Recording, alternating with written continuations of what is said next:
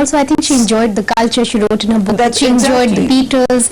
So that kind of music she liked, or was it? Oh, she was more into Joan Baez. Again, my poor sister, we used to always tease her because I think the three of us used to gang up against her because I guess she was always, you know, somebody a little different.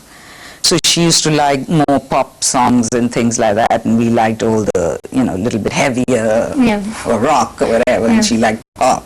Yeah. But she liked Joan Baez, and I listen to Joan Baez now. I always think of my sister. But and what kind of films did she like? Folk music and books.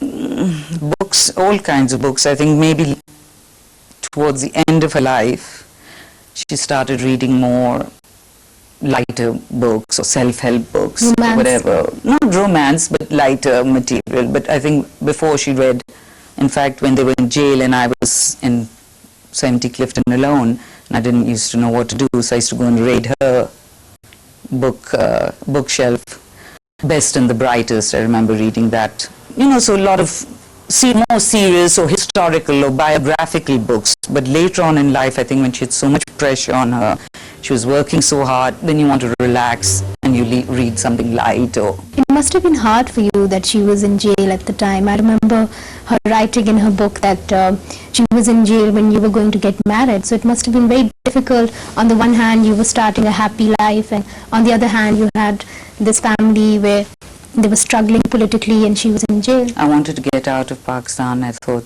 if I got married, I would get out because I could have another last name and leave.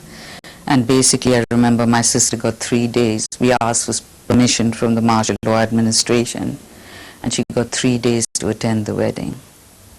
But believe me, if you had seen her, and all my cousins from my mother's family from the state, Iranian family, I mean, there were so many people there, and she was there, and you would never, ever for 1 second, if you didn't know her, say that person has just come from Karachi Central and just been through whatever and is going to go back. You would never think that. You're just part of the thing. She enjoyed the 3 days. I'll never forget when we had to say goodbye to her and her leaving, but she was that type of person, you know. And how did she deal? I mean, she was very young and she was thrown into jail, and after, you said, after looking at the world the way she had, being abroad, being young, and then suddenly having to deal with this very hard reality. You see, that's the thing, one doesn't realize, like when they hit my mother and broke my mother's head open, what did they do? They took her to some hospital, I don't know, I wasn't even there, I was abroad. They stitched her up. Did anyone take an x-ray? Did anyone do anything? So again, my sister went through so much trauma, going to, especially Sakhar jail. Who did anything? Who said? You just had to get on with it. Now, 2 days in the West, if somebody's taken hostage or put into jail for 2 days, they have to have debriefing, they have to go through psychiatric help, they have to do all sorts of things to bring them back. Who did that? They used to drag them in and out of jails, throw them in and out of jails. Who had time to say, oh, my darling daughter, who was there to help us, to say, are you okay? Has anything happened to you? You've been traumatized. There was no one there. It was my mother and sister fighting an army on their own with no weapons. And how did she deal with it? She just dealt with it. What do you do when you're in a situation? How did Mandela deal with 29 years of jail? You have to do it. How do I deal with that I have no family left? I can't hang myself. I can't jump out of that window. If I could, I would. I have to deal with it. I have no choice, do I? You know, you said there was no time to deal with it. Yet it seemed that they could not break her spirit. Because even in jail and being that young, she continued to fight on, even in later years. Do you think that at that time in jail, it kind of built up her resilience? She had a bond with her father. It was as simple as that. I think throughout history there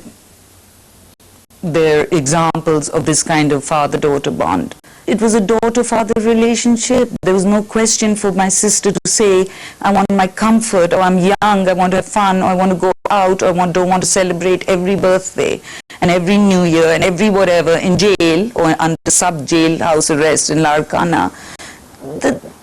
There was not, you know, that doesn't come into the equation. It was a word she gave to her father, and that was it. And the troubles really began once your father was executed and you as a family were separated.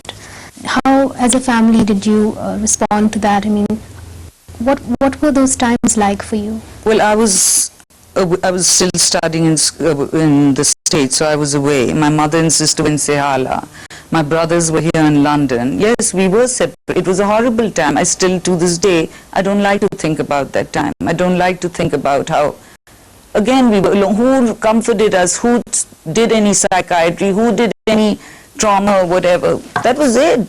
This is how it is in the world. You're left on your own. You have to deal with it.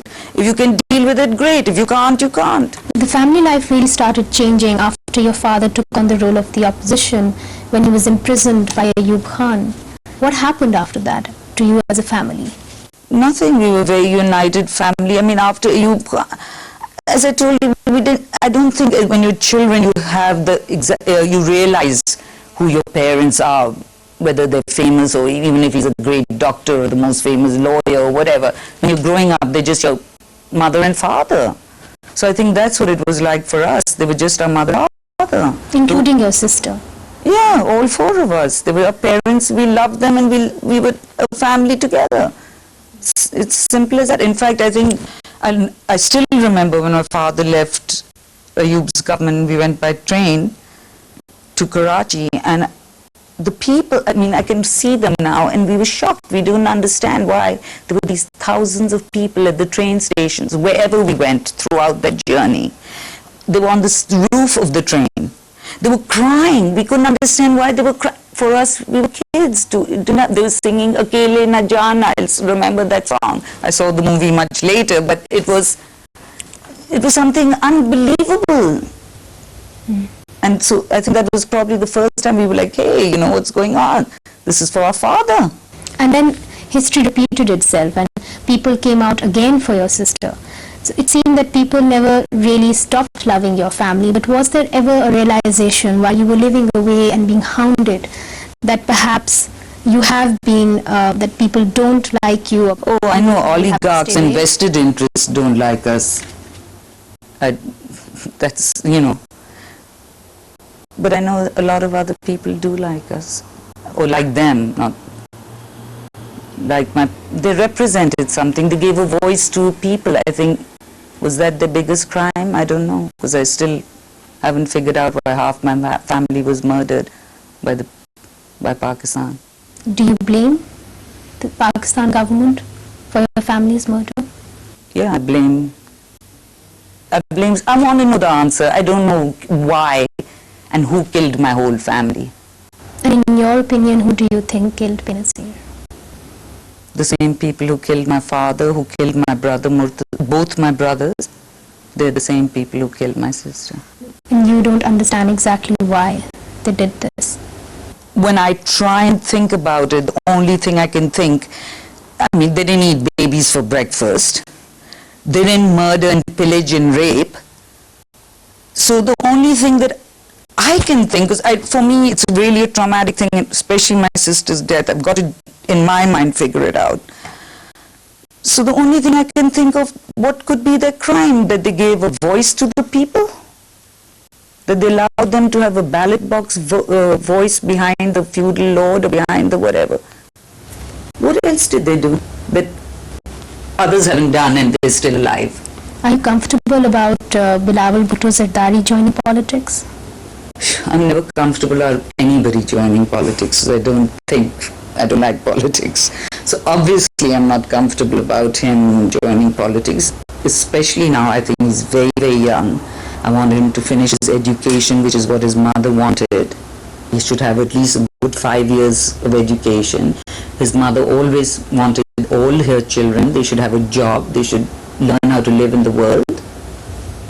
Marry if they can afford, support their family. If they can't get married. That's how she used to tell them and bring them up. And if later on in life he wants to sacrifice himself, what can I say?